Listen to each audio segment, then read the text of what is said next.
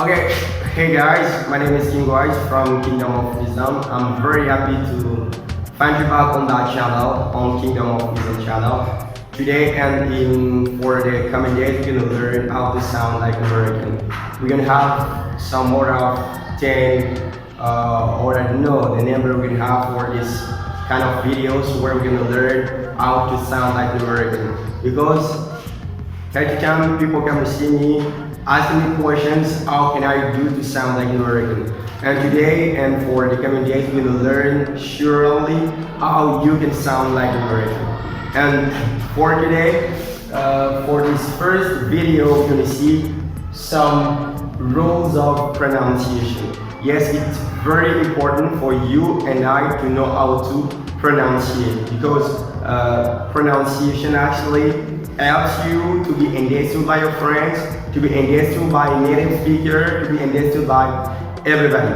Salut les gars, je vous disais comment je suis King Wise de la plateforme Kingdom of Wisdom. Je suis très heureux de vous retrouver aujourd'hui pour cette nouvelle vidéo où ensemble nous allons passer un peu de temps. Ça sera une série de vidéos, ça ne sera pas que la seule, mais il y aura une série de vidéos où ensemble nous allons apprendre comment prononcer comme un Américain. Donc pour cette première vidéo, nous allons voir quelques règles de prononciation. Donc c'est très important pour vous, pour moi, pour nous tous, de savoir comment prononcer parce que c'est la prononciation qui va permettre à ce que vous soyez écouté, à ce que vous soyez compris par la personne qui vous écoute. Alors sans plus tarder, générique.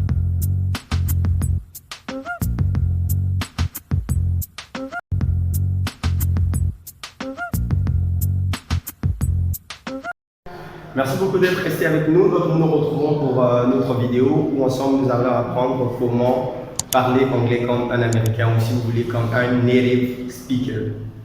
Alors nous avons dit que pour ce premier chapitre, nous allons voir quelques règles de prononciation. J'ai mis ici une petite phrase qui va nous servir de base pour commencer. Alors je vais la lire progressivement pour vous permettre de suivre comment ça va se passer tout au long de notre formation. Je dis greetings, introductions, formal, informal. Greetings, introduction, formal, informal. Greetings, introduction, formal, informal. Alors qu'est-ce qu'on remarque? On remarque déjà pour commencer que je ne suis pas en train de dire greetings, mais que je dis greetings. On remarque que je ne suis pas en train de dire introduction, mais que je suis en train de dire introduction. On remarque que je ne suis pas en train de dire formal, mais que je suis en train de dire formal.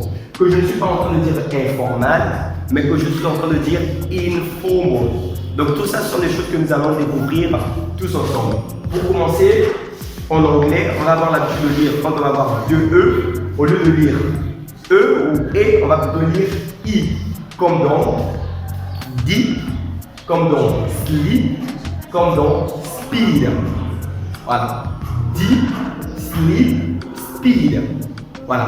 Donc c'est comme ça qu'on va dire ça. Pourquoi? Parce qu'il y a deux E.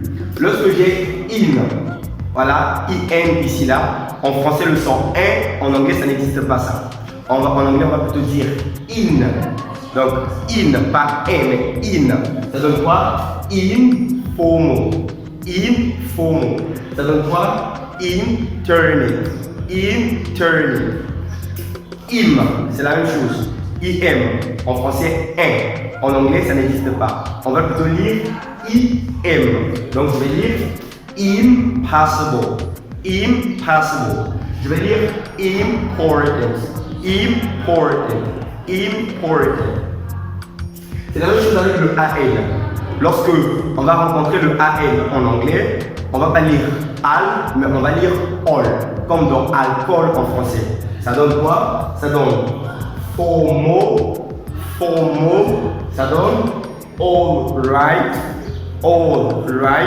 ça donne bold, ça donne small, ça donne tall. Voilà, tall. Donc partout où vous allez voir AL, il faut plutôt lire all, comme dans alcool en français. J'ai deux O.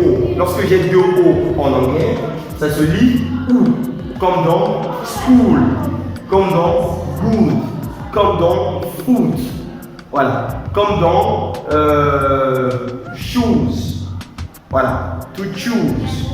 C'est dans ces cas où les deux O se lisent ou. Très important. J'ai une consonne plus un A plus une consonne. Lorsque j'ai cette formule, lorsque j'ai cette configuration, le A se lira A, comme en français. Comme, je sais pas, K, hein, comme K. On a par exemple quoi? On a bat. On a quoi? On a fat. On a cat. Donc le A là va se lire A. Pourquoi? Parce qu'il se trouve entre deux consonnes et il n'est pas suivi d'une voyelle. Toutefois, lorsqu'on a un autre cas, lorsqu'on a par contre un cas où on a une consonne plus une voyelle plus une consonne plus une voyelle, c'est-à-dire consonne plus A plus consonne plus A, à ce moment, le A se lit et. Ça, c'est très important. Lorsque j'ai consonne plus A plus consonne plus voyelle, le A que nous avons dans cette phrase ou dans ce mot se lira et. Comme dans fake. Nous avons par exemple fake, nous avons make, nous avons consolation, nous avons adaptation. Ok? Adaptation. On ne va pas dire adaptation, on ne va pas dire consolation, mais on va dire consolation. On va dire fake, comme dans fake news, comme dans make. Voilà. Donc pourquoi? Parce que le A se trouve dans la configuration consonne. A, consonne, voyelle. Mais attention, s'il n'y a pas la dernière voyelle, on retourne dans le cas que nous avons vu précédemment et donc il va se lire A. Très important. C'est la même chose avec le I. Lorsqu'il est dans la configuration consonne plus I plus consonne plus voyelle, ou encore lorsqu'on a le I plus une voyelle directement collée, on va lire ce qu'il a par I, comme en français I. Exemple, mine, exemple, hide, exemple, side, exemple, environment, exemple, size, exemple, down. Donc dans tous ces cas-là, notre A ici va se lire, notre I va se lire I. Pourquoi? Parce que il est compris dans la configuration consonne I, consonne voyelle, ou encore consonne plus voyelle directement. Mais si par contre il n'y a pas la dernière voyelle, à ce moment le I va tout simplement se lire I.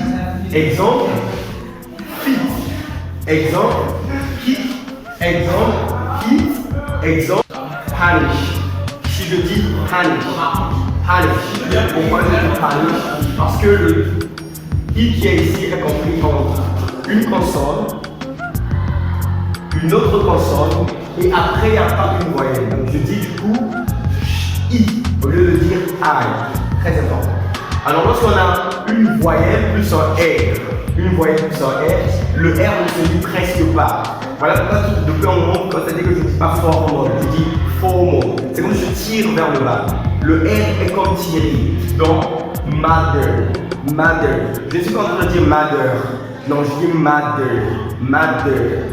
C'est la même chose avec father, sister, teacher.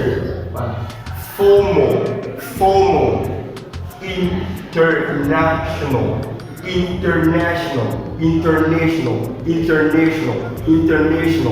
Voilà, international. Lorsqu'on a le N plus le T, le T ne se lit pas. Donc le N prend la place du T. C'est par exemple comme dans center. Ok, on a l'habitude de dire center, mais lorsqu'on veut vraiment appliquer les règles des natifs américains, ils vont plutôt dire center. Donc le T qui est là ne se lit presque pas. C'est la même chose qu'on peut faire dans internet. Au lieu de dire internet, on peut dire innet. Pourquoi? Parce que le N prend la place du T. Je peux faire la même chose dans international. Nous avons ici là. Donc au lieu de dire international, je peux dire international. Et enfin, nous avons le D plus le U plus une consonne. Ça se lit da, comme dans introduction, ou encore comme dans product. Je rappelle au même temps de façon que le cas du U, c'est un cas qui est, voilà, qui est abordé avec modération, parce que beaucoup de cas s'intercalent là-dedans. Je crois que si vous voulez d'ailleurs qu'on fasse une vidéo spéciale où on va apprendre à prononcer le U, je suis ouvert à vous. Vous pouvez me dire ça en commentaire, comme ça nous allons voir comment on peut préparer une vidéo entière où on va apprendre à prononcer le U, puisqu'il est très variable. La prononciation du U est très variable. Donc voilà un peu ce que nous avions à vous présenter aujourd'hui. Dès cet instant, on peut apprendre déjà à revoir cette phrase-là. Au début, il faut aller doucement. Je dis greetings, introductions, formal, informal. Greetings, introduction, formal, informal. Greetings, introduction, formal, informal. Greetings, introduction, formal, informal. Greetings, introduction, formal, informal. Greetings, introduction, formal, informal. Ça va venir avec le temps, ça va vraiment venir avec le temps. Commencez à vous exercer de cette manière-là. Commencez à appliquer ces règles progressivement comme ça. Quand on va aborder la deuxième vidéo, vous n'allez pas avoir trop de problèmes à vous en sortir.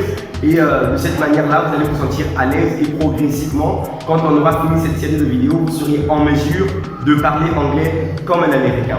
Je suis très heureux de ce que vous soyez restés jusqu'à la fin de cette vidéo. Je suis King Wise de la plateforme Kingdom of Wisdom.